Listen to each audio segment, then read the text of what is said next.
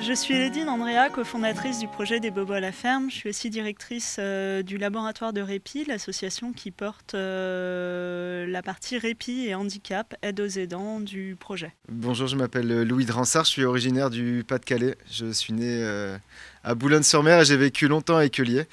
Et aujourd'hui, je suis cofondateur du projet Les Bobos à la ferme. On est tous les deux parents d'une petite fille qui s'appelle Andrea, qui a eu 4 ans au mois de juillet et qui est polyhandicapée. On a découvert après un an d'hospitalisation en 2016 qu'on était des aidants familiaux et qu'il existait le droit au répit pour les aidants familiaux. On avait perdu nos emplois tous les deux avec la survenue de la maladie ou du handicap de notre enfant. On a acheté ce corps de ferme qui était dans un état fort délabré, qu'on a retapé pendant près de 2 ans avant d'emménager dans la longère principale. Et la dernière année a été consacrée à construire ce premier gîte qui est la vitrine finalement du projet. L'objectif est de créer un lieu de tourisme inclusif, comme dans la société où les personnes en situation de handicap, les personnes malades, les personnes à mobilité réduite côtoient des personnes qui vont bien. Et l'objectif de ce gîte et des autres gîtes, c'est de donner une possibilité de parenthèse pour des couples comme nous qui ont très peu de temps pour eux du fait du handicap et de la maladie. Le département nous a labellisé Innovation sociale en 2017,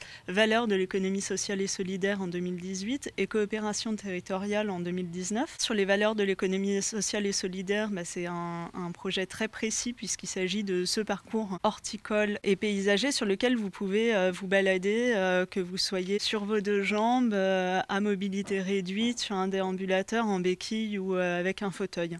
Vous avez des traverses de chêne qui permettent en fait de jardiner à hauteur de fauteuil roulant. Et sur la coopération territoriale, cette année, il y a 2 projets. Il y a l'aide aux aidants, puisque depuis 2017, on a créé les rendez-vous des parents extraordinaires. On se réunit tous les mois avec des parents d'enfants malades ou en situation de handicap pour des groupes de parole et des rencontres de professionnels du territoire. Enfin, l'autre partie de la coopération territoriale touche au tourisme inclusif. On a créé un catalogue du tourisme inclusif que les aidants familiaux peuvent consulter quand ils viennent en séjour en gîte. Alors ça aussi, ça fait partie du répit, parce que de ne pas avoir à chercher quels lieux sont accessibles, quels lieux sont également bienveillants pour accueillir des personnes en situation de handicap moteur, mental, psychique. Ça contribue au lâcher-prise, ça contribue au répit. Pour moi, le budget citoyen, j'étais assez surpris en fait de cette possibilité offerte par le département, d'avoir cette possibilité de remonter l'idée, l'ambition en fait de chaque citoyen du Pas-de-Calais. J'ai trouvé ça extrêmement surprenant, extrêmement ambitieux, de faire confiance en fait aux citoyens de ce territoire en se disant qu'effectivement on peut dégager un budget, on peut dégager un financement directement investissable sur des projets extrêmement locaux. Et je trouve que c'est tout à l'honneur du département du Pas-de-Calais de prendre ce risque, tant de nous faire confiance nous, mais d'avoir fait confiance à plein d'autres personnes que nous avons rencontrés.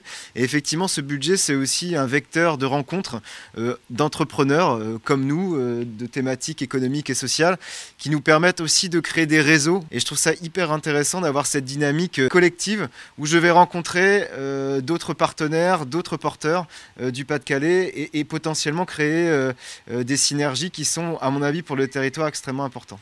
Donc le premier conseil que je peux donner aux citoyens du Pas-de-Calais, c'est d'y aller, de ne pas avoir peur de l'échec, parce que c'est souvent ça en fait, quand on entreprend, c'est la peur de l'échec entrepreneurial. La première raison pour ne pas échouer, c'est d'être bien entouré. Et c'est ce que met en place le département.